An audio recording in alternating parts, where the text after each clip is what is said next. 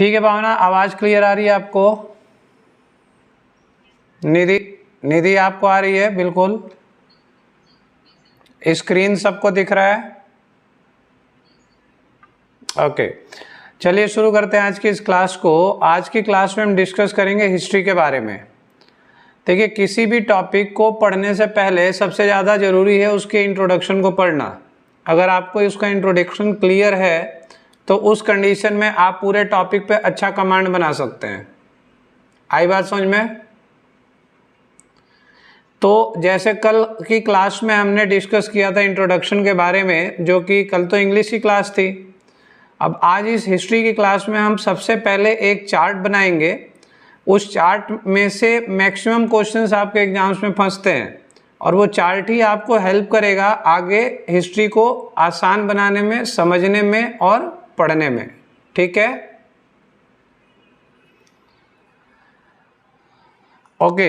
चलिए आज का मतलब टॉपिक स्टार्ट करते हैं हिस्ट्री का। सबसे पहले तो आप डिवाइड कर लीजिए हिस्ट्री को। हिस्ट्री को आपको डिवाइड करना है कुछ भागों में। ठीक है, सबसे पहले आप डिवाइड करिए हिस्ट्री को एंशिएंट हिस्ट्री में। किसमें? एंशिएंट हिस्ट्री में। ठीक है, फिर उसके बाद उसको डिवाइड कीजिए मेडिवल में।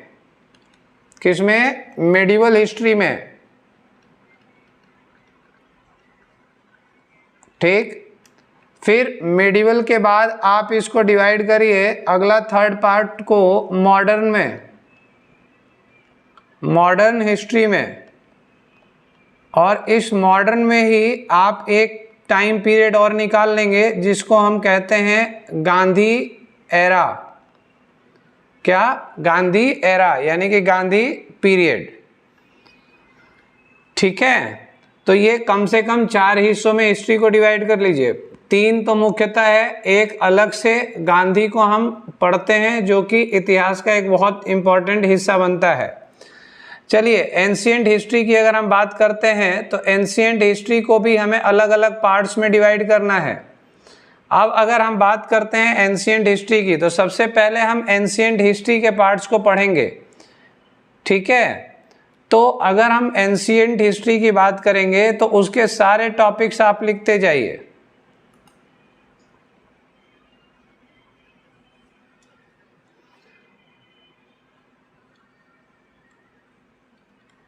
ठीक है, तो एंशिएंट हिस्ट्री आज हमारा टॉपिक होगा और ये भी एक बार में पूरा नहीं हो पाएगा। ठीक है ना, कोशिश करेंगे, अगर हो जाता है तो वेल एंड गुड, नहीं होता है तो फिर इसको अगली क्लास में कवर करेंगे। ठीक है, क्योंकि हमें डेट्स के साथ सारे लोगों के बारे में जानना भी है, डिस्कस भी करना है और फिर फर्दर जब इंट्रोडक्शन हमारा ख़त्म होगा तो हम पर्टिकुलर टॉपिक्स पे काम करेंगे। क्लियर है? चलिए, तो नए चार्ट की तरफ बढ़ते हैं। नया चार्ट बना लेते हैं यहाँ पर एंशिएंट हिस्ट्री का। एंशिएंट हिस्ट्री, इसकी शुरुआत हम करेंगे किससे?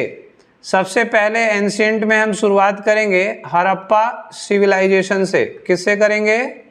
हड़प्पा सिविलाइजेशन से। पढ़ने के लिए इससे पहले भी एक टॉपिक है आपके पास जिसको हम स्टोन एज कहते हैं।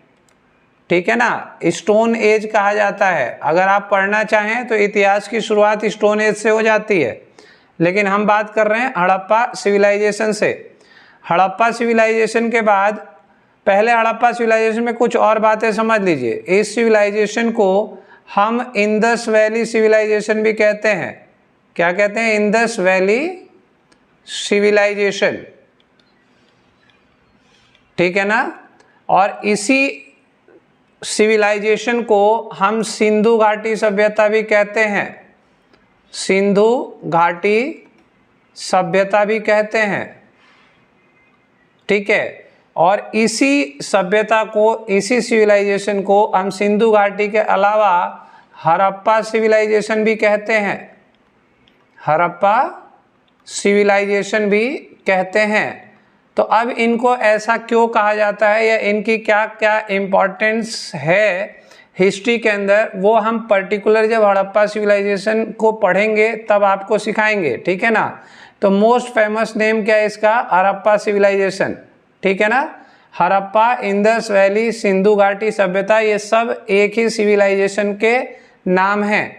इसका टाइम पीरियड कब से कब तक चलता है, इसका टाइम कब से कब तक चलता है, इसका टाइम चलता है 2500 BC से, ठीक है। कहीं कहीं आपको 1750 BC, ठीक है, या फिर कहीं कहीं ये 1500 BC तक जाता है, ठीक है, 1500 BC according to carbon age. Carbon age के अकॉर्डिंग इसे 1500 BC आप मान सकते हैं, ठीक है ना। तो 2500 से 1700 BC का टाइम पीरियड रखता है ये, और 1500 तक भी ये जाता है। अलग अलग जगह पे अलग अलग डेट्स को मेंशन किया गया है, ठीक है। तो पहला टॉपिक हम जब कवर करेंगे तो इसको कवर करेंगे हड़प्पा सिविलाइजेशन को, और हड़प्पा सिविलाइजेशन की कुछ मुख्य बातें हैं, इसको आप समझ लीजिए हाथों हाथ। ये एक अर्बन सिविलाइजेशन कहलाती है। कैसी सिविलाइजेशन है, अर्बन सिविलाइजेशन।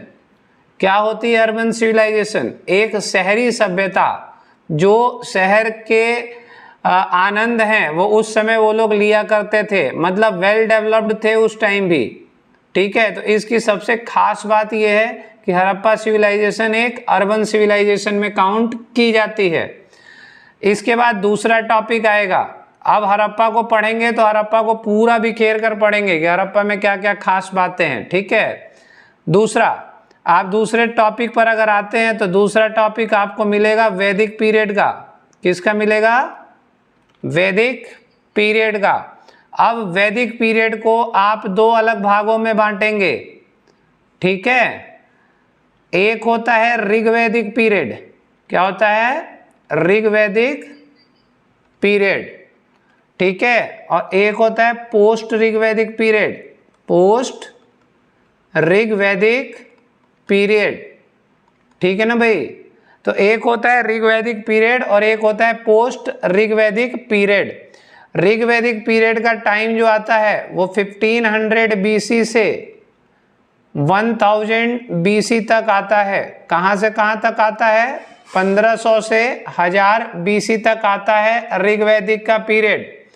और पोस्ट ऋग्वैदिक का आता है 1000 BC से 600 BC तक, ठीक है। 1000 BC से 600 BC तक आता है पोस्ट ऋग्वैदिक पीरियड।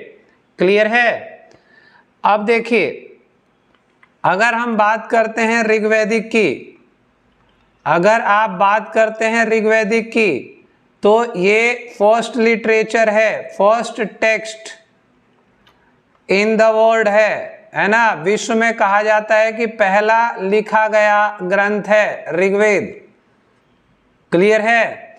और ऋग्वेद अपने आप में एक टॉपिक है, ऋग्वेद अपने आप में एक टॉपिक है। तो ऋग्वेद को हम पढ़ेंगे, ऋग्वेद के सारे इंपॉर्टेंट पॉइंट्स हम समझेंगे कि ऋग्वेद के अंदर क्या क्या पॉइंट्स आते हैं। लेकिन इसकी अलग से क्लास होगी वैदिक पीरियड की, हड़प्पा सभ्यता की, जो भी टॉपिक्स आपको बता रहा हूँ, ठीक है। इसके बाद आता है आपका पोस्ट ऋग्वैदिक पीरियड, पोस्ट ऋग्वैदिक पीरियड, ठीक है। पोस्ट ऋग्वैदिक पीरियड क्या कहता है, इसके अंदर 3 और, ठीक है ना, वेद आए। कौन कौन से आए, सामवेद, सामवेद, यजुर्वेद और अथर्ववेद, है ना। वैसे अगर यहाँ से मोटा मोटा हम पढ़ना चाहें या जानना चाहें कि क्वेश्चन कैसा पूछता है, तो सामवेद किससे संबंधित है, ठीक है, यजुर्वेद किससे संबंधित है, अथर्ववेद किससे संबंधित है, ये आपको पता होना चाहिए, ठीक है। मोटा मोटा क्वेश्चन पोस्ट ऋग्वैदिक पीरियड से यही पूछने के आसार ज़्यादातर होते हैं। और भी चीज़ें हैं, लेकिन ये ऊपर से जो क्वेश्चन आते हैं, मतलब आपको एटलीस्ट इतना तो पता ही होना चाहिए अगर आप एक कॉम्पिटिटिव एग्जाम के एस्पिरेंट हैं तो। क्लियर है। चलिए, तो वहां पर हम सामवेद भी पढ़ेंगे, यजुर्वेद के बारे में भी पढ़ेंगे, उसमें क्या इंपॉर्टेंट बातें होती हैं, और अथर्ववेद के बारे में भी हम जानेंगे कि उसके अंदर क्या क्या क्वेश्चंस तैयार किए जाते हैं। अब आता है इनकी सिविलाइजेशन, वैदिक पीरियड या वैदिक सिविलाइजेशन, ये भी एक हड़प्पा टाइप की सिविलाइजेशन थी। और सिविलाइजेशन के अंदर हमेशा लोग होते हैं और लोगों के रहन सहन के बारे में हम पढ़ते हैं कि उन लोगों का रहन सहन क्या था, खान पान क्या था, ठीक है, सोर्स ऑफ इनकम क्या थी, ठीक, इकोनॉमी क्या चलती थी, ठीक है, ये सारी चीजें मतलब उसके अंदर आता है। किसकी पूजा पाठ, किसके में बिलीव करते थे, किसकी पूजा करते थे वो लोग। तो इस तरह के क्वेश्चन किसी भी पर्टिकुलर सिविलाइजेशन को पढ़ने के लिए काम आते हैं, क्यों सिविलाइजेशन के अंदर इन्हीं सब चीजों से सवाल तैयार किए जाते हैं, ठीक है। इसके बाद थर्ड टॉपिक आता है, पहला टॉपिक क्या हो गया, हड़प्पा हो गया, दूसरा आपका वैदिक पीरियड हो गया। अब तीसरा आइए, तीसरे में अगर आप आएंगे तो यहां मिलेंगे आपको महाजनपद्स, महाजनपद्स। अब ये महाजनपद क्या है, देखिए हड़प्पा सिविलाइजेशन एक इंडिविजुअल सिविलाइजेशन थी, एक क्षेत्र की सभ्यता थी, ठीक है, एक अर्बन सिविलाइजेशन थी। लेकिन वैदिक पीरियड जैसे ही आया, ऋग्वैदिक काल जो था वो एक रूरल सिविलाइजेशन था। कैसा सिविलाइजेशन था, रूरल सिविलाइजेशन था। लेकिन ऋग्वैदिक जो है वो रूरल तक सीमित नहीं रहा। पहले जब ऋग्वैदिक काल में अगर आप जाएंगे तो वहाँ परिवार से सारी चीज़ें, समाज की शुरुआत जो हुई वो परिवार से हुई, फैमिली से, ठीक, फैमिली के बाद कुल बनता है, कुल के बाद फिर ग्राम बनता है, और ग्राम के बाद फिर जन बनता है। तो इन चार भागों में ऋग्वैदिक पीरियड को, लोगों को, उस सोसाइटी को डिवाइड किया गया, ठीक है ना। तो वो जाते जाते लास्ट में जन के बाद क्या बन गया, एक महाजनपद बन के तैयार हो गया, ठीक है ना। अब महाजनपद क्या है, पूरे भारत के क्षेत्र में महाजनपद जो बने वो कितने बने, वो बने 16। कितने महाजनपद हैं, 16 महाजनपद हैं, 16 महाजनपद हैं, ठीक है। लेकिन फाइनली एट लास्ट, अंत तक जाते जाते, बुद्धा कहा जाता है कि बुद्ध के अंत तक जाते जाते ये 16 से 4 रह गए थे। इस पर हम आपसे चर्चा करेंगे, ठीक है, फर्दर हम चर्चा करेंगे। अब इन 16 महाजनपदों में आपको क्या क्या बातें याद रखनी कंपलसरी है एग्जाम पॉइंट ऑफ व्यू से, तो आप यहाँ पर थोड़ा नोट करेंगे। यहाँ पर आपको याद रखने वाली जो बात है वो है नेम ऑफ महाजनपद। क्या, नेम ऑफ महाजनपद। सारे महाजनपदों के नाम आपको याद रखने हैं, उनकी राजधानियां याद रखनी है, ठीक है ना, उनकी कैपिटल्स याद करनी है। मैं उन कैपिटल्स को याद कराऊंगा, जहां तक हो सकेगा प्रयास मेरा ये रहेगा कि आपको मैं ये ट्रिक्स के साथ याद कराऊं, ठीक है। लेकिन कहीं ना कहीं 16 महाजनपदों का ट्रिक एक साथ याद करना अपने आप में एक बड़ा काम हो जाएगा, ठीक है ना। तो उसमें जितने इंपॉर्टेंट होंगे, है ना, जिनका इतिहास गवाह है, उस पर हम काम करेंगे और उसको आसान बनाएंगे आपके लिए, ठीक है। और इसके बाद आता है इसमें प्रेजेंट लोकेशन। क्या आता है महाजनपद में, प्रेजेंट लोकेशन, यानी कि मॉडर्न एरिया, ठीक है ना। मतलब जो महाजनपद पहले वहां थे, उनकी राजधानियां थी, अब वो महाजनपद आज के समय में कहाँ पर स्थित हैं, मतलब वो उनका क्षेत्र क्या पड़ता है। तो मॉडर्न एरिया, आज के समय में अगर आपसे पूछ दिया जाए कि आपका अवध कहाँ पड़ता है, मतलब किस राज्य में पड़ता है, अवध एक महाजनपद में आता है, तो वो किस राज्य में पड़ता है। अगर पूछ दे काशी, काशी एक अपने आप में महाजनपद का हिस्सा है, तो वो किस राज्य में आता है। तो इस तरीके के सवाल अगर आपसे पूछ दे मॉडर्न पॉइंट ऑफ व्यू से, तो आपको पता होना चाहिए कि उस समय अंग, है ना, अंगराज था, आपको याद होगा कर्ण के जमाने का, अंगराज कर्ण कहते थे। तो अंग किस राज्य में आज के समय में स्थित है। तो माहिष्मति, जिसको आपने प्रभास को देखा है ना, मूवी देखी ना माहिष्मति, है ना, बाहुबली में माहिष्मति था, तो वो माहिष्मति भी उस समय एक महाजनपद का ही हिस्सा हुआ करता था, मगध, जिसका हम इतिहास अभी पढ़ने वाले हैं, ठीक है ना। और अगर चाहें सबसे बड़ा इतिहास जो रहा है वो मगध का ही रहा है, ठीक, तो हम मगध का पूरा इतिहास पढ़ेंगे, लेकिन अपनी रुचि के लिए आप महाजनपद के बाकी के क्षेत्रों के बारे में और बाकी की राज्य व्यवस्था के बारे में भी आप चाहें तो जानकारी इकट्ठी कर सकते हैं, पढ़ सकते हैं। भारत का इतिहास है, आपको उसके अंदर रुचि होनी चाहिए। तो यहाँ पर 16 महाजनपदों के नाम आपको पता होना चाहिए, उनकी राजधानी आपको पता होना चाहिए और उनका मॉडर्न एरिया पता होना चाहिए। ठीक है, क्लियर है।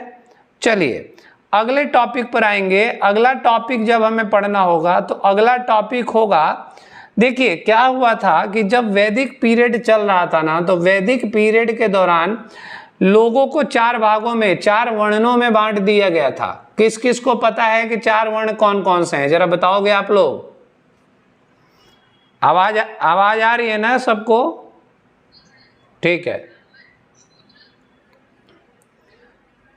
चलिए तो उस समय, हाँ बिल्कुल आ रही है, आप बोलिए, आवाज क्लियर है।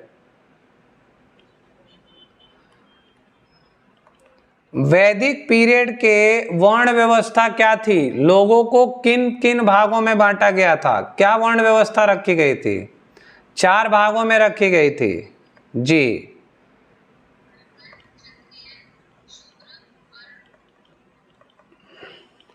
क्षत्रिय, शूद्र और वैश्य, ठीक है ना, जिसमें शूद्र को सबसे नीचे रखा जाता था। तो ये था पहले नंबर पे ब्राह्मण, दूसरे पर क्षत्रिय, तीसरे पर वैश्य और चौथे पर शूद्र। ठीक है, लेकिन इसी से बहुत सारे लोगों को समस्या भी थी, है ना, शूद्रों को भी समस्या थी, वैश्यों को भी समस्या थी, क्योंकि सबसे उच्च वर्ग में ब्राह्मण और क्षत्रिय आ जाते थे। ब्राह्मण सबका नेतृत्व करने के लिए थे, है ना, एजुकेटेड वर्ग को ब्राह्मण कहा जाता था, है ना, सुरक्षा प्रदान करने वाले वर्ग को क्षत्रिय कहा जाता था, और शूद्र निचले वर्ग को कहा जाता था, और व्यापारियों को वैश्य कहा जाता था। ठीक है, तो ये 4 वर्णों में लोगों को बांटा गया। अब यहीं पर क्या हो गया, रिलीजियस मूवमेंट हुआ। क्या हुआ? 4th टॉपिक क्या बनेगा? रिलीजियस मूवमेंट हुआ। अब इस टाइम पीरियड के अंदर जो रिलीजियस मूवमेंट हुआ, यहाँ पे 2 रिलीजियस मूवमेंट मोस्ट इंपॉर्टेंट में आते हैं। ठीक है, कौन कौन से? पहला और दूसरा, यहाँ पर 2 आते हैं। एक आता है बुद्धिज्म, है ना, और दूसरा आता है जैनिज्म। ठीक है, तो यहाँ पर आपको बुद्धिज्म में क्या पढ़ना है? पढ़ना है आपको गौतम बुद्ध का पूरा इतिहास। ठीक है ना, जन्म से लेकर मृत्यु और मृत्यु के बाद बुद्धिज्म का क्या हुआ। आ रही बात समझ में? जन्म से लेकर मृत्यु तक और मृत्यु के बाद बुद्धिज्म का क्या हुआ। ऐसे ही अगर आप जैनिज्म की बात करते हैं तो जैनिज्म के फाउंडर के तौर पे कोई और है। फाउंडर में कौन आता है? फाउंडर में आता है ऋषभदेव। कौन आते हैं भाई? ऋषभदेव। लेकिन बुद्धिज्म के फाउंडर कौन हैं? बुद्धिज्म के फाउंडर भी गौतम बुद्धा ही हैं। क्लियर है ये बात? तो जैनिज्म के फाउंडर है ऋषभदेव, और जैनिज्म में जितने भी लीडर्स है ना, मतलब लीडर आप कह सकते हैं, जितने भी लीडर्स हैं उन्हें क्या कहा जाता है? उन्हें कहा जाता है तीर्थंकर्स। क्या कहा जाता है? तीर्थंकर्स। और यहाँ पर अगर हम तीर्थंकर्स की बात करें तो टोटल कितने हैं ये? 24। ठीक है, जिसमें पहले आपके ऋषभदेव हो गए, है ना, ऋषभदेव हो गए, और 24वें जो हो गए वो कौन हो गए? 24वें हो गए महावीर स्वामी। कौन हुए? महावीर स्वामी। ठीक है, तो यहाँ पर ये आपको याद रखना है। और पढ़ना किसके बारे में है? टोटल इंफॉर्मेशन जो आएगी महावीर स्वामी हमारे लिए इंपॉर्टेंट होगा। क्लियर है? महावीर स्वामी हमारे लिए इंपॉर्टेंट होगा। ये हमारे कंटेंट है, और कंटेंट को ना बिल्कुल इसी हिरार्की में रखिएगा। ये नहीं कि आपसे अगर कोई पूछता है कि भैया ये बताओ इतिहास कैसे पढ़ें, तो अब वहाँ ये ना छांटने लगना कि ऐसा यार जैनिज्म पढ़ लो, जैनिज्म में से एक दो सवाल आ जाते हैं, और फिर पता चला कि वो चंद्रगुप्त मौर्य से भी एक दो सवाल आ जाते हैं यार, उसको ही पढ़ लो। अब वो चंद्रगुप्त मौर्य कहाँ, बुद्धिज्म जैनिज्म कहाँ, फिर आपने कह दिया बीच में अरे हाँ वो तो रह गया अकबर, तो अकबर कहाँ है। तो मतलब इस तरीके से उड़ने की जरूरत नहीं है, एक हिरार्की को फॉलो करें। अगर एग्जाम के अंदर किसी पर्टिकुलर टॉपिक को आप भूल जाते हैं तो उस हिरार्की के अंदर वो क्वेश्चन आपको मिल जाता है। इवन आपको टाइम पीरियड भी याद रखने में सहायता मिलती है। ठीक है ना भाई, तो इस हिरार्की को बिल्कुल फॉलो करिएगा। ये हिरार्की इंपॉर्टेंट बुक्स में से ही बनाई गई है, ठीक है, और बुक्स को आसान बनाया गया है पढ़ने के लिए कि आपको याद रहे। पूछिए।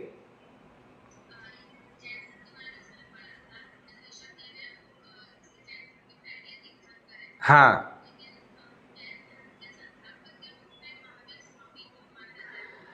हाँ, नहीं नहीं, दो तरह से संस्थापक माने जाते हैं। देखिए अब अगर कहीं भी कई जगह ऐसे क्वेश्चंस बनते हैं इतिहास में, एक आता है फाउंडर, एक होता है फाउंडर और एक होता है रियल फाउंडर। ठीक है, तो फाउंडर में तो आपको ऋषभदेव मिलेंगे और रियल फाउंडर में आपको महावीर स्वामी मिलेंगे। अब डिफरेंस क्या है रियल फाउंडर और महावीर उसमें फाउंडर में किसी व्यक्ति ने एक संस्था बिठा दी, ठीक है ना। आपका यही सवाल है कि ऋषभदेव को फाउंडर माने या महावीर स्वामी को फाउंडर माने, ऐसा क्वेश्चन आता है। तो फाउंडर जो है वो ऋषभदेव है, लेकिन रियल फाउंडर यानी कि उसका विस्तार करने में सबसे ज्यादा योगदान किसका रहा, वो महावीर स्वामी का रहा। मान लो मैंने एक कंपनी स्टैब्लिश की, मेरे बेटे ने उसको बहुत बड़ी इंडस्ट्री बना दी, है ना, तो वो रियल फाउंडर में काउंट होगा और मैं सिर्फ न्यू रखने वाले यानी कि स्टार्ट करने वाले में काउंट होऊंगा, फाउंडर होने में काउंट होऊंगा। क्लियर है। तो ये बहुत अच्छा क्वेश्चन था आपका, यहाँ पे ये क्वेश्चन आता है ऐसा। क्लियर है। चलिए अब इन सब टॉपिक्स को हम कवर करेंगे, ठीक है ना। अब आइए अगर हम इसके बाद आते हैं रिलीजियस मूवमेंट के बाद, तो अब आते हैं महाजनपद्स में, है ना। अब आएंगे हम डायनेस्टीज की बात करेंगे, डायनेस्टीज। और ये डायनेस्टीज कहाँ से निकल के आएंगी, ये आएंगी महाजनपद्स में से। और महाजनपद्स में से मोस्ट इंपॉर्टेंट डायनेस्टी जो शुरू के दौर में चलती है, ठीक है ना, वो कौन सी बनती है मोस्ट इंपॉर्टेंट, वो बनती है भाई मगध, ठीक है ना, मगध।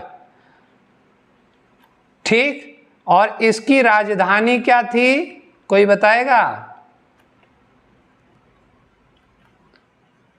मगध की राजधानी, चलिए मगध की राजधानी है गिरिव्रज या फिर राजगृह, ऐसे चलता है। बाद में इसकी राजधानी पाटलिपुत्र भी हुई, लेकिन किस राजा ने की वो हम जब फर्दर इसको पढ़ेंगे तो डिस्कस करेंगे। ठीक है, अब मगध में आते हैं हम डायनेस्टीज के बारे में। अब देखिए यहां से आपके क्वेश्चंस चालू हो जाएंगे भाई, एकदम खड़े खड़े सामने सामने क्वेश्चंस। अभी तक हमने हड़प्पा में कुछ नहीं पढ़ा, इसलिए हड़प्पा से कोई क्वेश्चन तैयार अभी तक होने लायक नहीं है आपके पास, ठीक है। सिर्फ एक ही चीज बताई हड़प्पा में कि उसके 3-4 नाम है और उसको अर्बन सिविलाइजेशन कहा जाता है। तो ये 2 सवाल पूछेगा तो आप फट से बता दोगे, है ना। वैदिक पीरियड में आपको पता है कि ऋग्वैदिक पीरियड है, लेकिन ऋग्वैदिक पीरियड में मैंने आपको ऋग्वेद के बारे में बहुत कुछ अभी नहीं बताया। फिर मैंने आपको पोस्ट ऋग्वैदिक में बताया, तो आपसे ज़्यादा से ज़्यादा ये पूछ सकता है कि बताओ निम्न में से कौन सा वेद जो है वो पोस्ट ऋग्वैदिक काल में आया। तो ये आपको पता होना चाहिए कि ऋग्वेद के अलावा बाकी तीनों जो है वो पोस्ट ऋग्वैदिक में आए। फिर आपके पास अगला टॉपिक आता है वैदिक के बाद क्या, उसके बाद आ जाता है महाजनपद की बात, ठीक है ना। तो महाजनपद में मैंने अभी ऐसा कुछ नहीं बताया, सिर्फ ये बताया कि 16 महाजनपद थे और बुद्ध के समय अंत समय तक वो सिर्फ 4 रह गए। ये भी क्वेश्चन कई बार देखा गया है, लेकिन अभी उसके अंदर जाकर के हमने ना तो महाजनपद के बारे में पढ़ा, ना ही उसकी राजधानी के बारे में पढ़ा, ना ही हमने उसके प्रेजेंट लोकेशन के बारे में पढ़ा। ये सब टॉपिक में हम डिस्कस करेंगे, ठीक है ना। टॉपिक काफी बड़ा बड़ा होगा, अच्छा कंटेंट होता है उसके अंदर क्वेश्चंस के लायक। फिर महाजनपद के बाद हमने बुद्धिज्म पढ़ा है ना, बुद्धिज्म आएगा, फिर जैनिज्म आएगा। तो जैनिज्म में ये 3 पॉइंट्स मैंने बताए, ये बहुत इंपॉर्टेंट है। बुद्धिज्म में गौतम बुद्धा ही फाउंडर है, बस इतना आपको पता चला। फिर आते हैं अब डायनेस्टीज। महाजनपद 16 में से सबसे इंपॉर्टेंट डायनेस्टी आती है मगध, और इतिहास पढ़ा जाता है किसका? मगध का।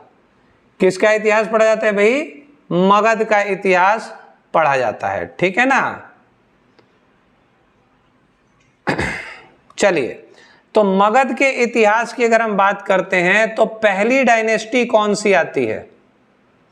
मगध के इतिहास के बारे में हम बात करेंगे तो पहली डायनेस्टी, सबसे पहला क्वेश्चन यही बन जाता है कि मगध का पहला राजवंश कौन सा है? तो ये है हर्यक डायनेस्टी। कौन सा है? कोई भी पूछे कि मगध का पहला राजवंश कौन सा आया, तो पहला राजवंश इतिहास के अनुसार हर्यक डायनेस्टी आता है, ठीक है। अब यहां से हर्यक डायनेस्टी का फाउंडर, हर्यक डायनेस्टी का फाउंडर कौन है भाई? हर्यक डायनेस्टी का फाउंडर मिलेगा कौन? बिंबिसार। खड़े खड़े क्वेश्चन बन गया, ठीक है ना। अब हर्यक डायनेस्टी का टाइम पीरियड क्या आता है?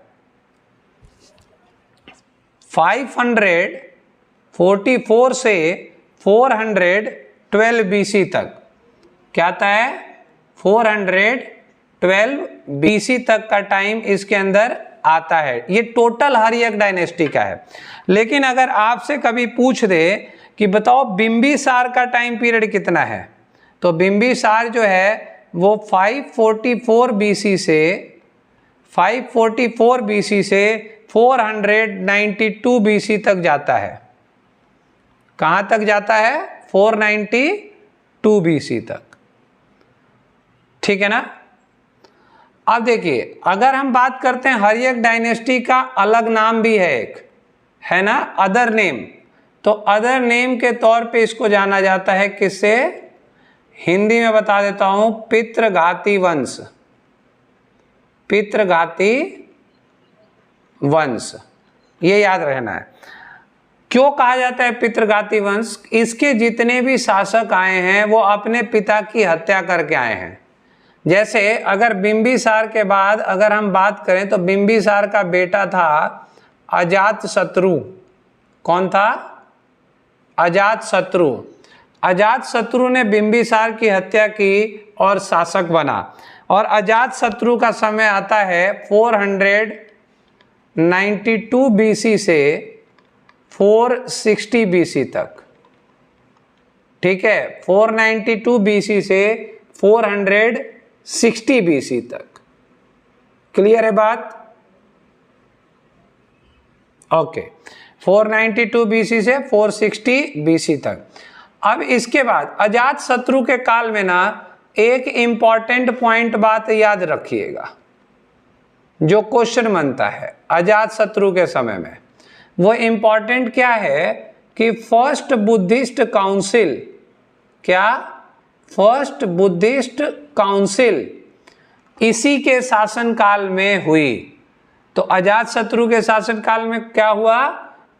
फर्स्ट बुद्धिस्ट काउंसिल हुई। ये मोस्ट इंपॉर्टेंट क्वेश्चन में पूछा जाता है कि भैया ये बताओ कि पहली बुद्धिस्ट काउंसिल के समय में, है ना, कौन शासक था? तो पहली बुद्धिस्ट काउंसिल के समय में अजातशत्रु शासक था। क्लियर है?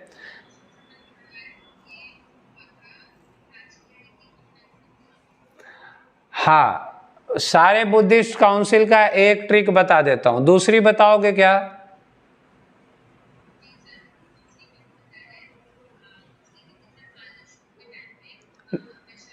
वैशाली में। तीसरी किसके टाइम में हुई थी? हाँ, कहाँ हुई थी?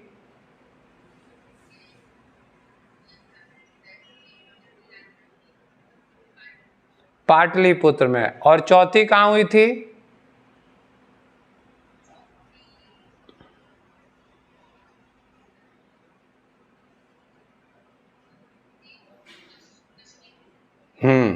तो राज और वैशाली पाटलिपुत्र गए कुंदल खरीदने। ठीक है ना, राज और वैशाली कहाँ गए? पाटलिपुत्र गए कुंदल खरीदने। ठीक है ना, तो ये चारों कंप्लीट हो गया, राज, वैशाली, पाटलिपुत्र और कश्मीर, कुंदग्राम कश्मीर। ठीक है ना। चलिए, तो ये अजात शत्रु के समय में हुई। इसके बाद आता है भाई उदयन। कौन आता है? उदयन। ये है अजात शत्रु का बेटा उदयन। अब उदयन का जो शासन काल आता है वो 460 से कब तक आता है? 440 बीसी तक, है ना। आप इनको याद रखने के लिए यहाँ ईयर भी लिख सकते हैं, कितने साल इनका शासन रहा। तो इसका जैसे बिंबिसार का 52 साल रहा, है ना। अजात शत्रु का कैलकुलेट करोगे तो ये 32 साल रहा, है ना। और इसका आपको दिख रहा है कि ये 20 साल रहा। अब उदयन के बाद जो नीचे आए लोग, है ना, ये कमजोर शासक के तौर पे देखे जाते हैं, है ना। ये वीक रूलर्स बने और इनके बाद आपका हर्यक डायनेस्टी का अंत हो जाएगा। ठीक है, और वो नाम कौन कौन से हैं? जैसे अनिरुद्ध है ना, अनिरुद्ध है, मुंडा है और नागदशक है, नागदशक। और इसको तो याद रखना ही है, ये लास्ट रूलर था, है ना, लास्ट रूलर था, इसको आपको याद रखना ही है। नेक्स्ट पर आते हैं, आगे बढ़ते हैं। अब अगर हम बात करते हैं कि इसके बाद सेकेंड डायनेस्टी कौन बनती है? सेकेंड डायनेस्टी, ये जो भी चार्ट बना रहा हूं ना भाई, इसको आप याद कर लेना। ये चार्ट अपने आप में काफी स्कोरिंग है। ठीक है, और सबसे बड़ी बात कि किसी भी हिस्ट्री को याद रखने का एक बेहतरीन कंसेप्ट है ये, है ना। मतलब आप ये समझिए चार्ट से आप 25 से 30% इतिहास आपका खत्म हो जाएगा, और चार्ट के अंदर के टॉपिक पढ़ते ही ये 70 से 75 तक पहुंच जाता है। समझ रहे ना, शायद 80 तक भी चला जाता है, और 20% का रिस्क जीके में कोई नहीं लेगा।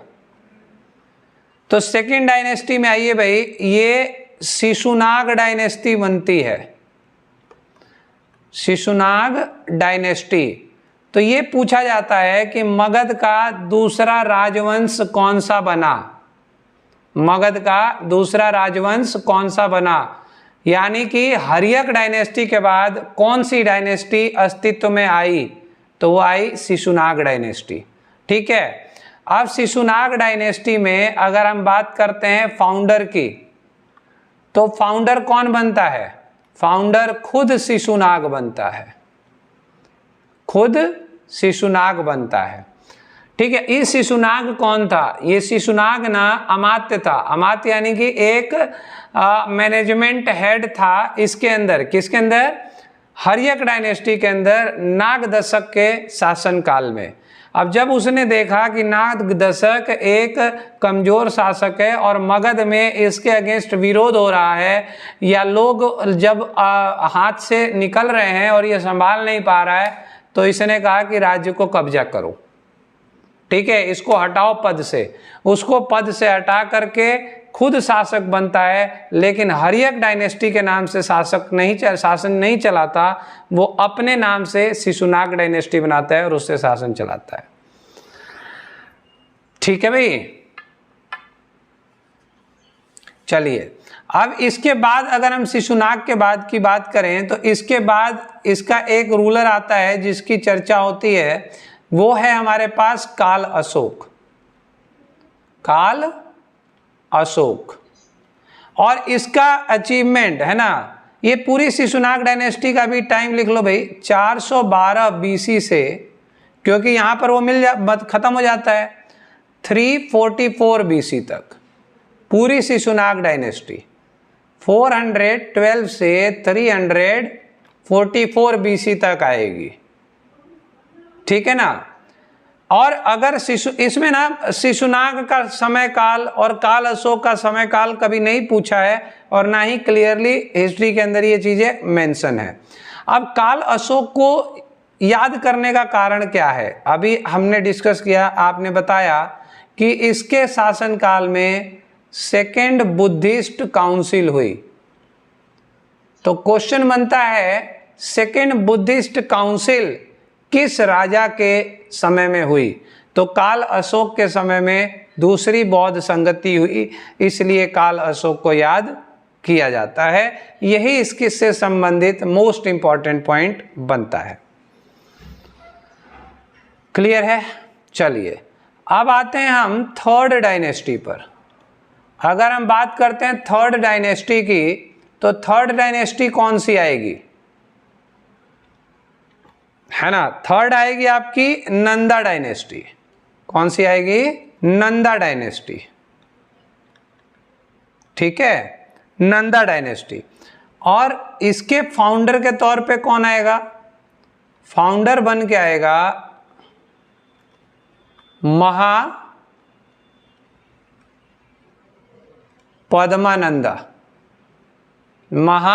महापद्मानंदा, ठीक है जी, महापद्मानंदा।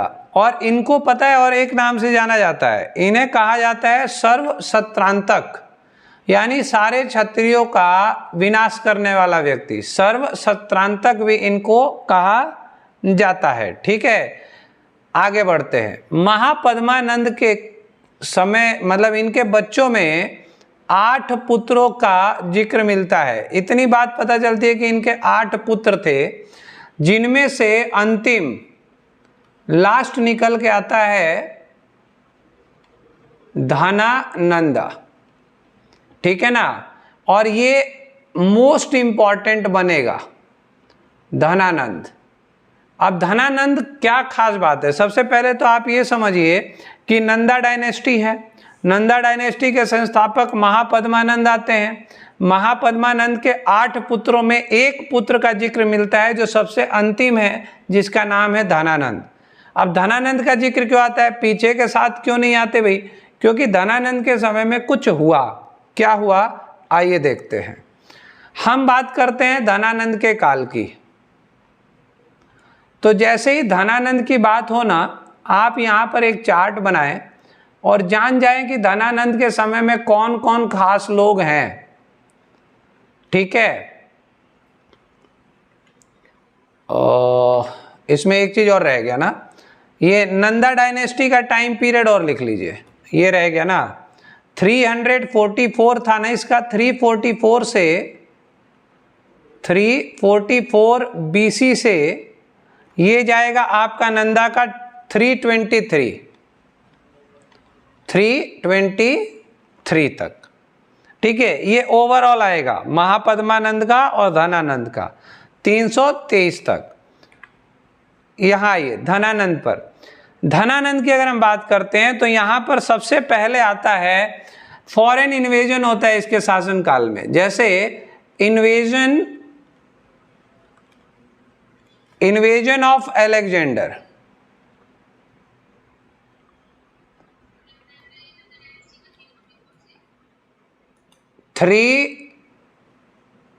कहाँ पे 344 से 323 BC तक।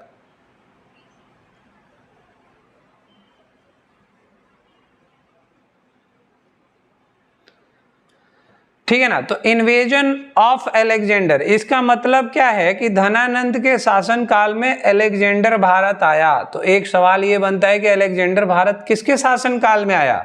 तो अलेक्जेंडर भारत आया किसके शासन काल में?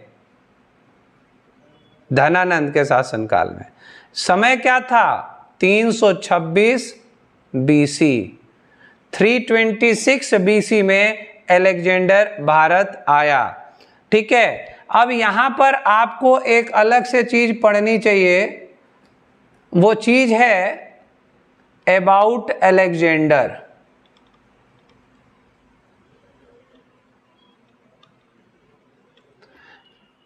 शीतल, आपका कनेक्ट नहीं हो रहा है क्या?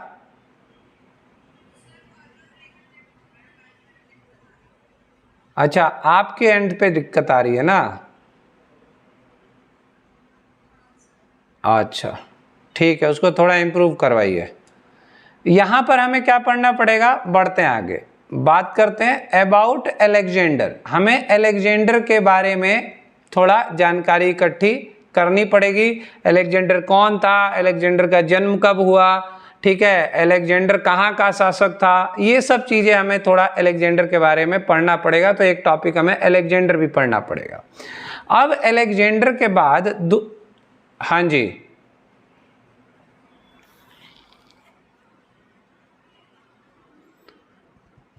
चलिए आगे बढ़ते हैं। अलेक्जेंडर के बाद इसी धनानंद के, मतलब अलेक्जेंडर आया तो अलेक्जेंडर से ही संबंधित आएगा एक बात, बैटल, है ना, बैटल बिटवीन अलेक्जेंडर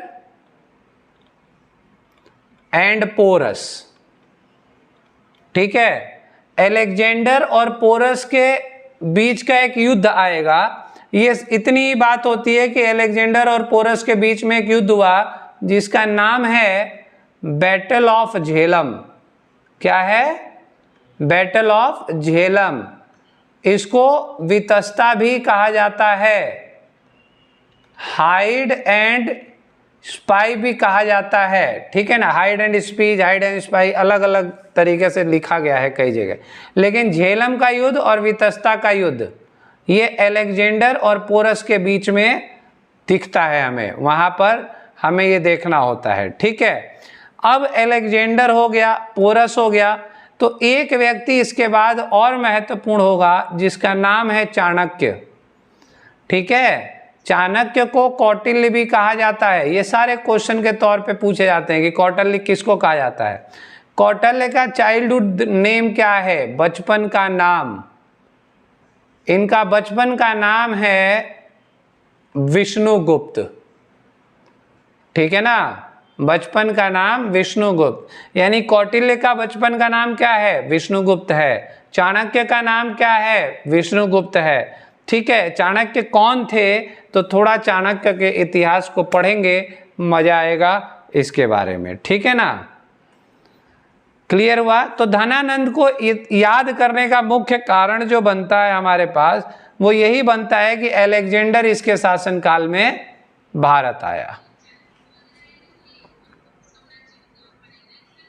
हाँ जी,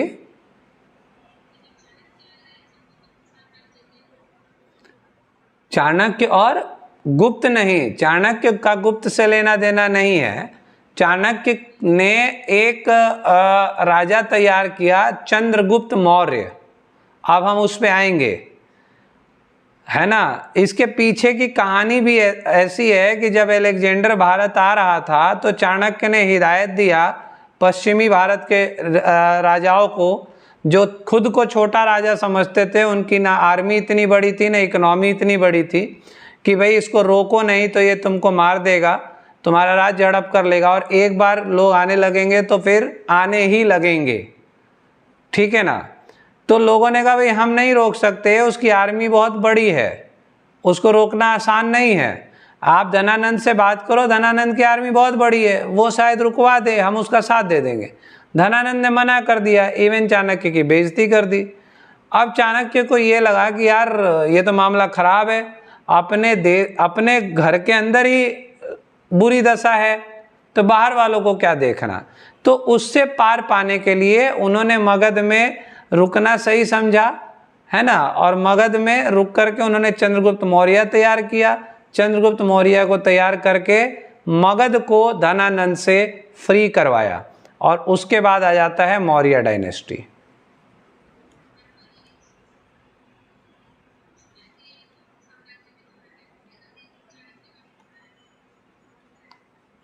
बेटा इतनी देर से मौर्य डायनेस्टी कह रहा हूं मैं, मौर्य और गुप्ता दोनों अलग अलग हैं, मिक्स ना करें।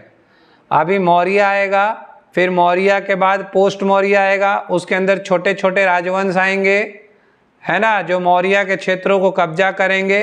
फिर उनके बाद जा करके फिर विदेशी आक्रमण होंगे, और भी विदेशी लोगों के बारे में पढ़ना पड़ेगा। और अंत में उसके बाद जाके पोस्ट गुप्त आएगा, जिसे हम गोल्डन पीरियड ऑफ इंडिया कहेंगे। ठीक है, हाँ बिल्कुल सही बात है। हाँ जी, तो अगली डायनेस्टी कौन सी आती है? ये चौथी डायनेस्टी है, जिसको हम मौर्य डायनेस्टी कहते हैं। और मौर्य डायनेस्टी में आपको रूलर मिलेंगे, मतलब फाउंडर कौन मिलेगा? फाउंडर मिलेगा चंद्रगुप्त मौर्य। चंद्रगुप्त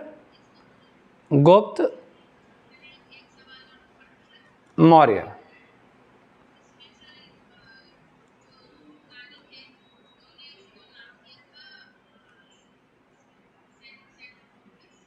हाँ वो सब हम पढ़ेंगे, चंद्रगुप्त मौर्य जब पढ़ेंगे ना, तो उसमें चंद्रगुप्त मौर्य के क्या क्या नाम है, सेंड्रोकोट्स है ना, और क्या क्या उसके काम है, वो सब हम पढ़ेंगे। ठीक है, बिंदुसार है, बिंदुसार के बाद आता है अशोक, है ना। हाँ जी, अब अशोक के बाद आफ्टर अशोका क्या होता है? तो ये रूलर हो गए। अब अशोक में आपको याद रखना है वो तीसरी बौद्ध संगति, थर्ड बुद्धिस्ट काउंसिल, किस राजा के शासनकाल में हुई? अशोक में। बहुत सारे बच्चों को ये नहीं पता होता है कि अशोक का पिता कौन है ना, क्योंकि अशोक का पिता बहुत सारे बच्चों से पूछो तो कहते हैं चंद्रगुप्त मौर्य है। ऐसी गलती नहीं करनी है ना। चंद्रगुप्त मौर्य का बेटा बिंदुसार था और बिंदुसार का बेटा अशोक था। और अगर ऐसा सवाल कभी आएगा ना, तो ये ध्यान रखना कि बिंदुसार और बिंबिसार ये नाम एक साथ लिखे जाते हैं। अब बिंबिसार मैं आपसे पूछूं कि कौन था, तो याद है कुछ?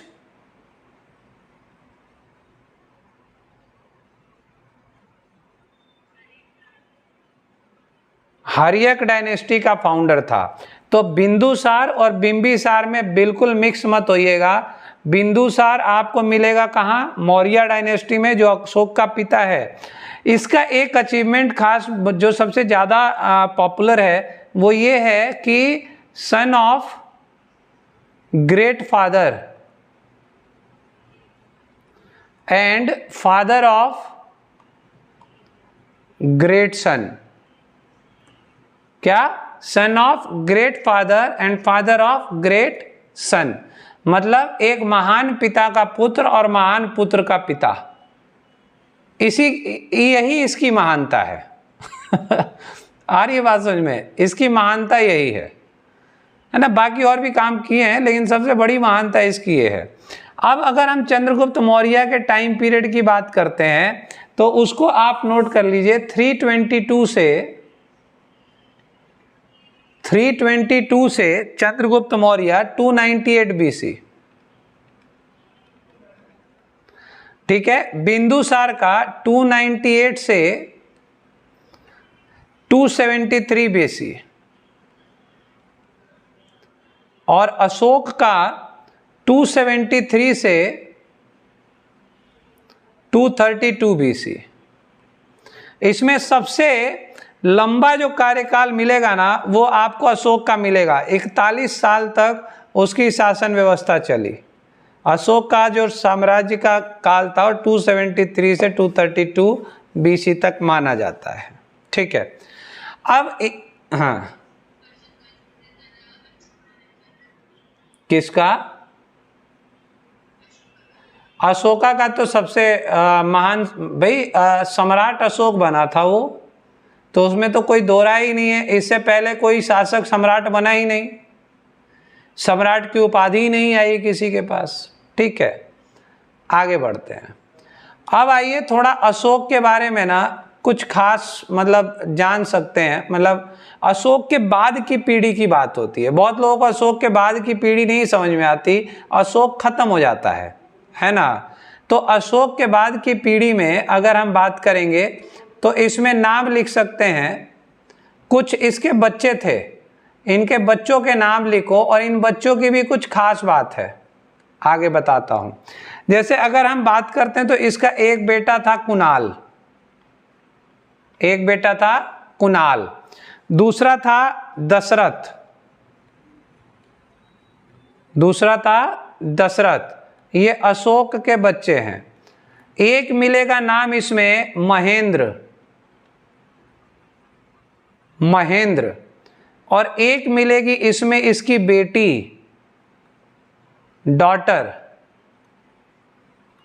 संघमित्रा। ठीक है, संघमित्रा। अब ये जो दोनों थे ना, इन दोनों की खास बात क्या है कि ये बुद्धिस्ट प्रमोशन के लिए, बुद्धिस्ट प्रमोशन के लिए वेंट टू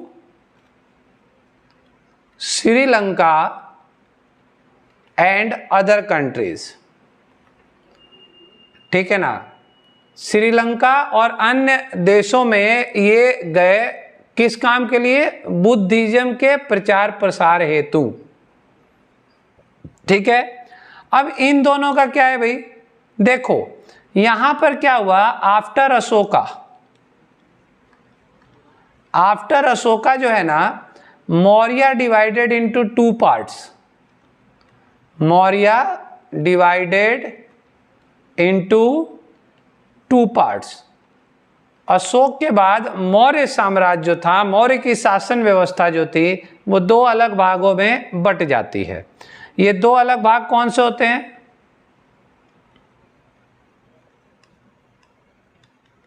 वेस्टर्न और ईस्टर्न।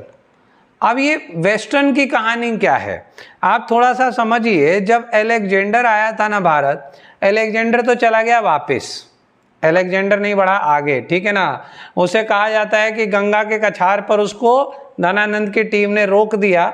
लेकिन ऐसा भी कहा जाता है एक तरफ कि अलेक्जेंडर की सेना पोरस की सेना से लड़कर थक चुकी थी और उसने कहा कि हम अब क्विट करेंगे, हम अब आगे नहीं बढ़ सकते, हम नहीं लड़ सकते। ठीक है, हमारे सैनिक थक चुके हैं। तो अलेक्जेंडर का एक एम्बेसडर था, उसका नाम था सेल्यूकस निकेटर। कौन था? Seleucus Nicator.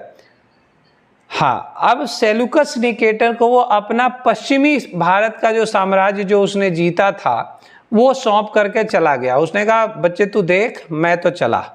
ठीक है, अब वो था मकदूनिया का शासक, वो वापिस जाने लगा। वापिस जाते जाते उसका ना बेबीलोन नामक एक जगह पर देहांत हो गया, है ना, फ्लू होने की वजह से। कहते हैं कि मच्छर ने काटा या कुछ काटा, उसको फ्लू हो गया और उसका देहांत हो गया। ठीक, अब यहां भारत में शासन व्यवस्था किसकी चल रही है? सेल्यूकस निकेटर की शासन व्यवस्था चल रही है ना। अब जब चंद्रगुप्त मौर्य का साम्राज्य चालू होता है, जब वो विस्तार होना शुरू होता है, तो उस कंडीशन में उसका पश्चिमी भारत भी टारगेट होता है चाणक्य का, क्योंकि उनको ये लगता है कि भाई ये बाहर से आए, इनको हटाओ, खुद पे कब्जा करो।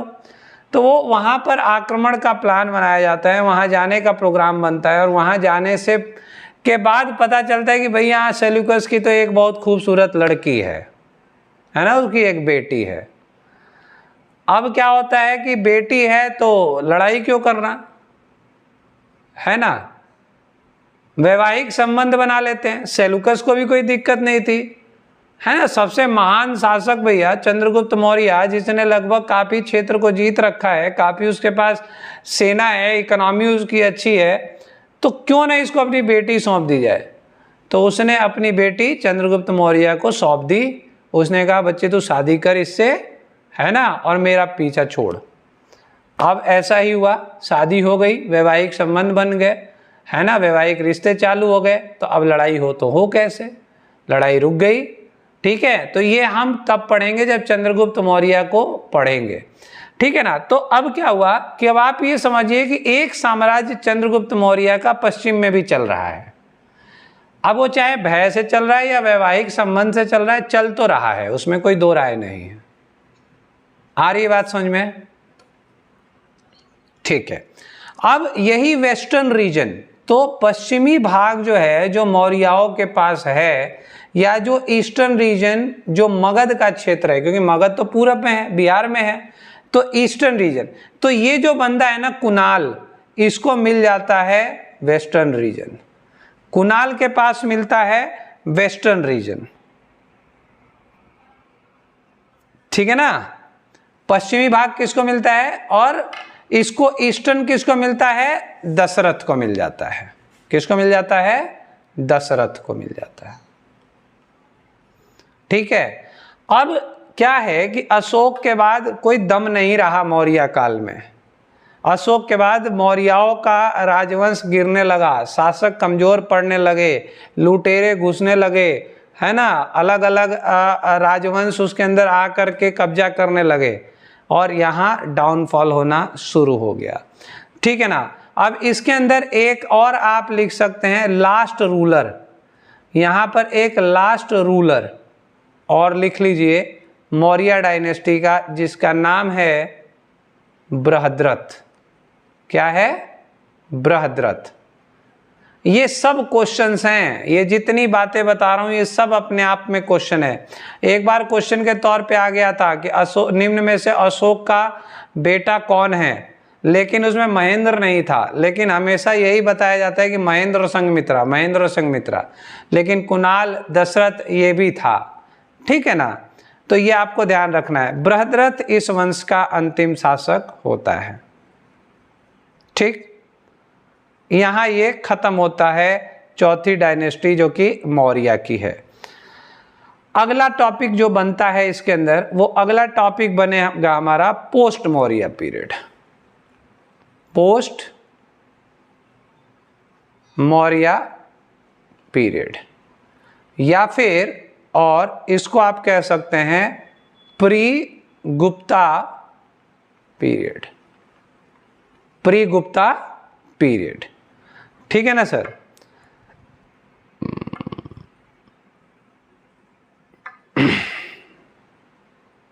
ठीक, इसके अंदर जो डायनेस्टीज पढ़ेंगे हम, वो पढ़ेंगे शुंग डायनेस्टी।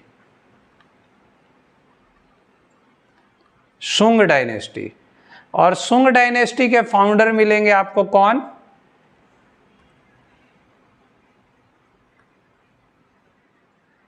पुष्यमित्र शुंग। कौन मिलेंगे, पुष्यमित्र शुंग। अब पुष्यमित्र के आगे के पीढ़ियां है ना, वो मिलता है पुष्यमित्र शुंग के बाद बनता है अग्निमित्र। अग्निमित्र, अग्निमित्र के बाद बनता है वसुमित्र, है ना, वसुमित्र, है ना। अब यहां से क्या हो जाएगा, इनके वीक रूलर्स की शुरुआत हो जाएगी। वीक रूलर्स, जैसे वसुमित्र एक कमजोर शासक मिलेगा, है ना, फिर वज्रमित्र मिलता है, वज्रमित्र मिलेगा। ठीक है, वज्रमित्र के बाद भागभद्र मिलेगा, भागभद्र मिलेगा। भागभद्र के बाद देवभूति, देवभूति। तो आप एक इसको याद रखें, देवभूति लास्ट रूलर है। ठीक है, पुष्यमित्र शुंग को याद रखें, ये याद रखें क्योंकि ये भाई साहब फाउंडर हैं। अग्निमित्र दूसरे शासक के तौर पे आता है, थोड़ा बढ़िया शासक माना जाता है, तो इसलिए इसको याद रखें। ठीक है, शुंग डायनेस्टी का टाइम पीरियड लिख लीजिए, 185 से 73 बीसी तक जाता है। 185 से 73 बीसी तक जाता है। ये सारे नाम याद रखिएगा, इन पे क्वेश्चंस बना के ऑब्जेक्टिव पूछूंगा आपसे। ये जो आपको पढ़ा रहा हूं इंट्रोडक्शन एंशिएंट हिस्ट्री का पार्ट 1 जो चल रहा है, ये इसके अंदर आपसे क्वेश्चन सिर्फ इंट्रोडक्शन पार्ट से ही पूछूंगा कि किस डायनेस्टी के बाद कौन सी डायनेस्टी आई, किस डायनेस्टी का क्या पीरियड होता है, कौन से शासक का समय कब से कब तक चलता है, या फिर उसमें जो भी बात मैं आपको बता रहा हूं, क्योंकि ये सब अपने आप में क्वेश्चन है। ठीक है, आगे बढ़ते हैं। शुंग डायनेस्टी के बाद पोस्ट मौर्य में दूसरा क्या आता है, पोस्ट मौर्य में शुंग के बाद दूसरा क्या है, दूसरा है भाई कन्नौज डायनेस्टी। कौन सी डायनेस्टी, कन्नौज डायनेस्टी।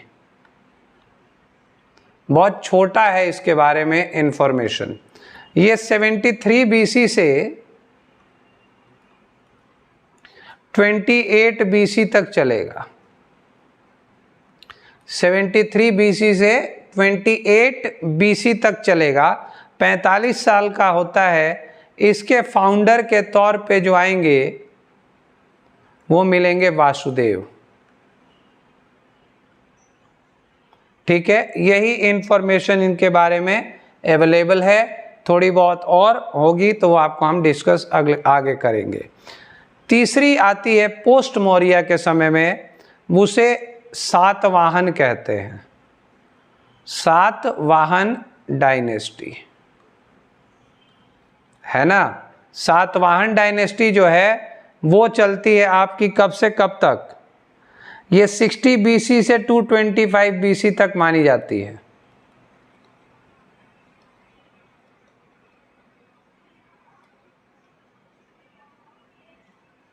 ठीक है ना जी।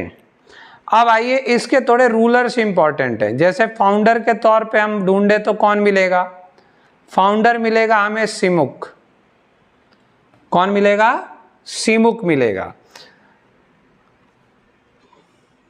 क्लियर है? सिमुक के बाद दूसरा रूलर अगर आएगा तो इसको थर्ड रूलर लिखिए, सेकंड की जरूरत नहीं पड़ती, थर्ड रूलर है ना। थर्ड रूलर मिलेगा आपको सतकर्णी फर्स्ट। सतकर्णी फर्स्ट। खाली इतना आपसे पूछा जा सकता है कि सतकर्णी प्रथम किस राजवंश से संबंधित है, तो सतकर्णी प्रथम सातवाहन राजवंश से संबंधित है। ठीक है, ये बातें आप ध्यान रखिएगा। फिर इसके बाद आता है 17th रूलर है ना, 17वां। वो आएगा आपको हल्ला है ना। इसके समय में कुछ किताबों वगैरह की चर्चा की जाएगी, बुक्स के बारे में, इस वजह से ये इंपॉर्टेंट हो जाता है। फिर उसके बाद आता है 23rd में आइए गौतमी पुत्र सतकर्णी। गौतमी पुत्र सतकर्णी। ठीक है, उसके बाद 23rd गौतमी पुत्र सतकर्णी। इसका टाइम पीरियड लिख लीजिए, कई बार देखा गया है 106 से 130 AD तक, 106 से 130 AD तक। ठीक है, बोलिए।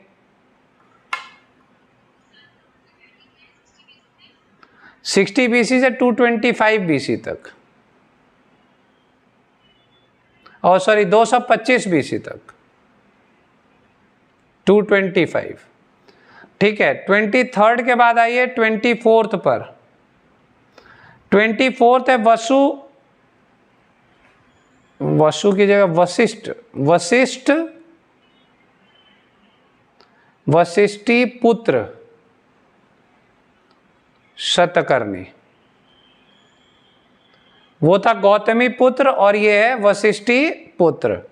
फिर इसके बाद आपका 24th के बाद इंपॉर्टेंट में आ जाता है 27th रूलर। 27th रूलर वो कौन है? यजनाश्री।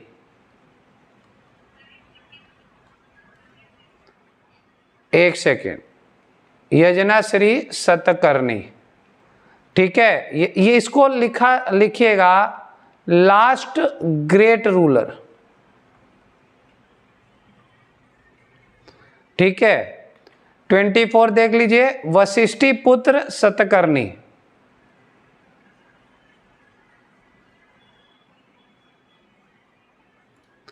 नेक्स्ट, इसके बाद आता है 30th रूलर, 30वां। इसे पुलमावी तृतीय, थर्ड कहा जाता है, और ये लास्ट रूलर है।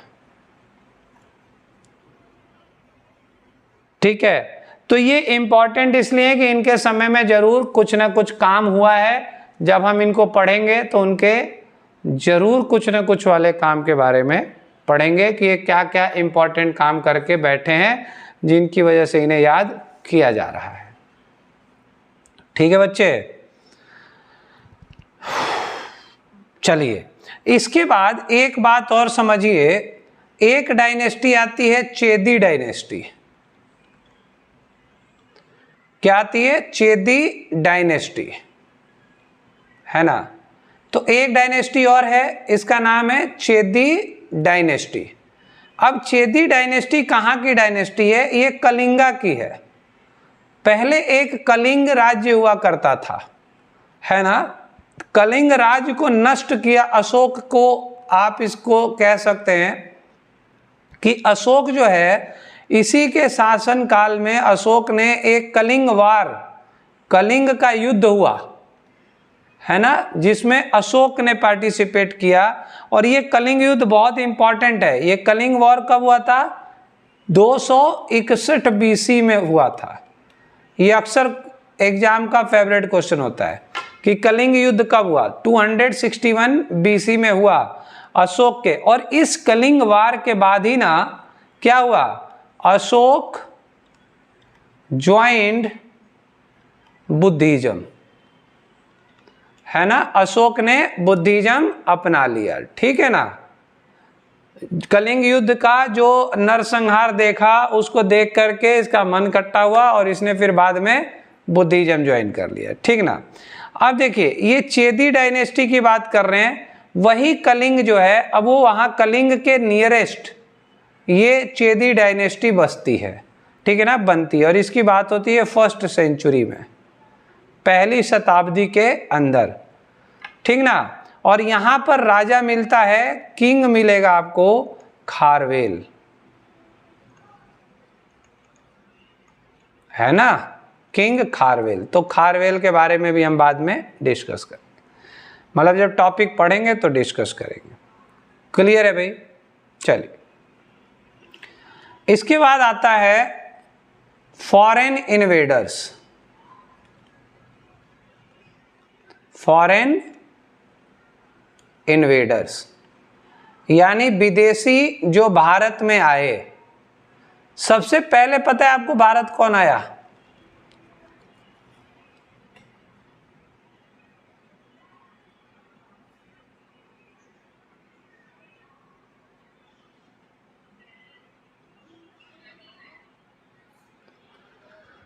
हाँ चलिए, जैसे सबसे पहले अगर हम बात करते हैं तो इंडो ग्रीक्स,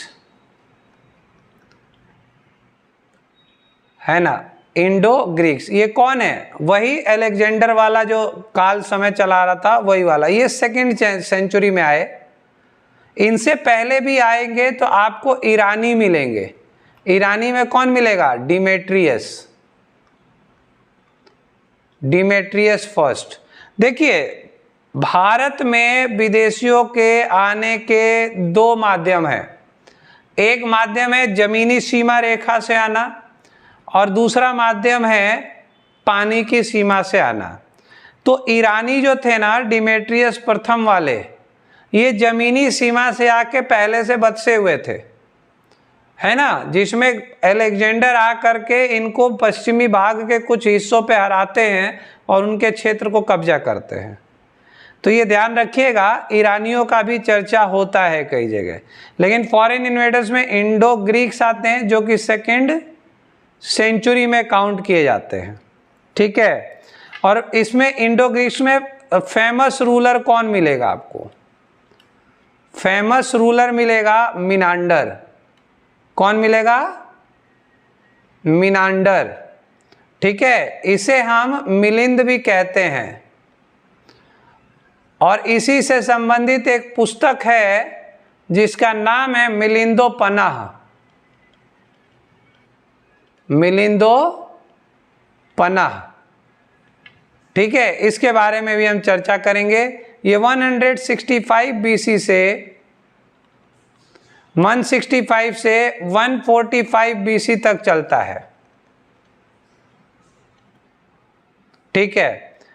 ये पहले में आप काउंट कर लीजिए इंडो ग्रीक्स। दूसरे नंबर पर आ जाइए। दूसरे नंबर पे मिलेंगे सक्स। ठीक है ना। शक, ये 1st सेंचुरी से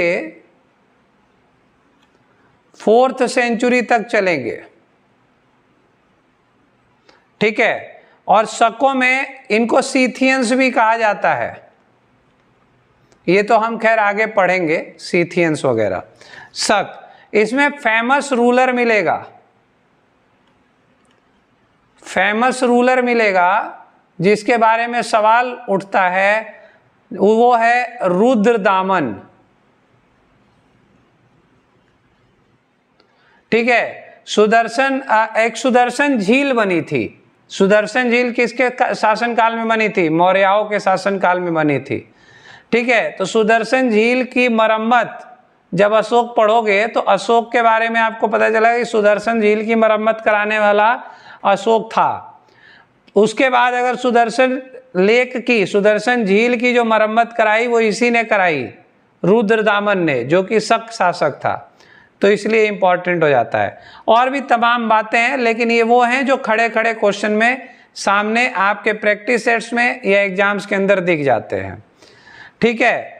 अदर रूलर्स में अगर आप आते हैं तो और भी रूलर्स मिलेंगे इसमें, है ना, तो उनकी जरूरत तो नहीं पड़ेगी, बहुत सारे हैं, लेकिन आप लिख लो, थोड़ा सा बता ही देता हूं। नाहपन, कहीं अगर पूछ दे कि ये रूलर कहाँ का है, नाहपन, है ना। उष्वदेव, उष्वदेव, ठीक है। घमटिका, घमटिका, ठीक है। और चस्ताना, चस्ताना, ये शक शासक हैं।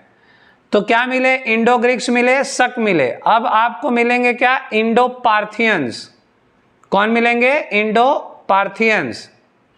इसके बाद आता है तीसरे नंबर पे इंडो, इंडो पार्थियंस,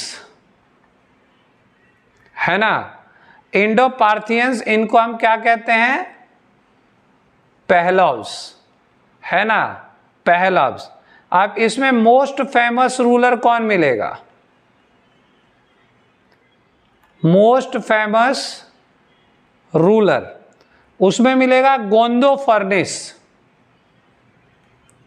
गोंदो फर्निस। तो ये नाम भाई साहब सारे याद रख लीजिएगा, कौन सा बंदा किस जगह से बिलोंग करता है, ठीक है ना।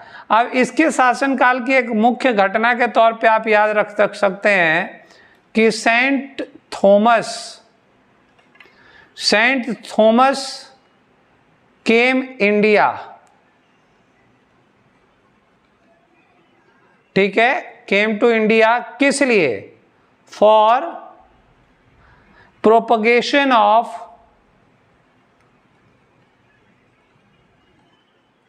क्रिश्चियनिटी, है ना।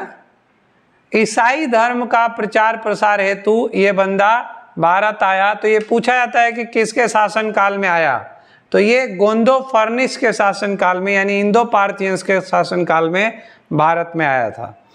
इसके बाद आता है मोस्ट इंपॉर्टेंट, है ना, कुशांस, है ना। कुशांस को दो भागों में बांट लीजिए, ठीक है। पहली Kushan dynasty, first Kushan dynasty, ठीक है। इसमें आ जाता है कुजुल कडफिशस, फाउंडर में आते हैं कौन? Kujula कडफिशस, KADAPHISES, Kujula कडफिशस।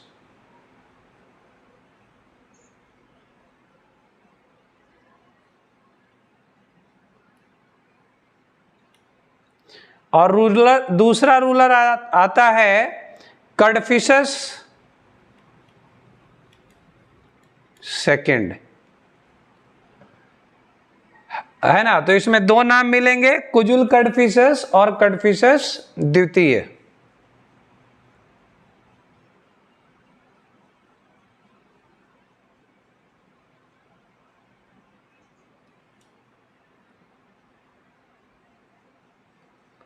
Second dynasty. तो सेकेंड डायनेस्टी क्या बनती हुई? सेकेंड डायनेस्टी जो कुषाणों की बनती है उसके फाउंडर बनते हैं कौन? बताओ। कनिष्क बनता है भाई, और कौन बनता है? कनिष्क। इसके काल में दो बातें मुख्य रूप से ध्यान रखनी है कि एक तो फोर्थ बुद्धिस्ट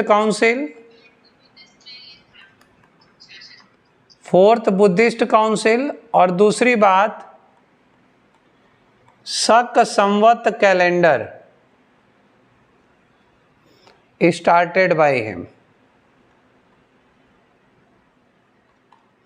है ना। शक संवत कैलेंडर इसके द्वारा शुरू किया गया। कनिष्क का टाइम पीरियड 78 एडी से 101 एडी तक जाता। कुषाण डायनेस्टी का टाइम पीरियड पहली सेंचुरी से तीसरी सेंचुरी तक काउंट किया जाता है, पूरी ओवरऑल, फर्स्ट सेंचुरी से थर्ड सेंचुरी तक।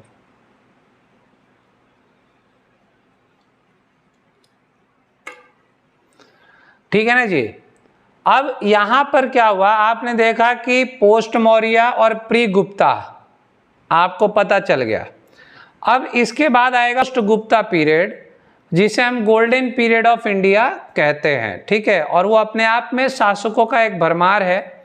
पोस्ट गुप्ता जैसे ही खत्म होगा उसके बाद कुछ ऐसा होगा जिसके बाद हिंदू साम्राज्य धीरे धीरे खत्म होने लगेगा और फिर मुसलमानों का साम्राज्य शुरू हो जाएगा। तो इसमें दो टॉपिक आपके अभी रह गए। एक तो रह गया गुप्ता पीरियड, है ना। अभी आपके पास टॉपिक रह गया गुप्ता पीरियड, और गुप्ता पीरियड के बाद आ गया पोस्ट गुप्ता पीरियड। ठीक है ना। ये दो टॉपिक और एंशिएंट हिस्ट्री के अपने रह गए। इसको हम अगली क्लास में डिस्कस करेंगे और उसको वाइंड अप करेंगे। ठीक है, और फिर हम चलेंगे मिडिवल के इंट्रोडक्शन की तरफ। इस पूरी स्लाइड्स को, इस पूरे कंटेंट को आप एक बार ध्यान से पढ़िएगा। इन्हीं पर जितना आपको बताया गया, इन पर आपको आधारित क्वेश्चन मैं बना करके जो एग्जाम पॉइंट ऑफ व्यू से होते हैं वो आपको पीडीएफ प्रोवाइड कर दूंगा। आप चेक कर लेना कितना कंटेंट आपका उसके अंदर तैयार है। ठीक है भाई, मिलते हैं अगली क्लास में। कोई इशू है? चलिए, थैंक यू सो मच।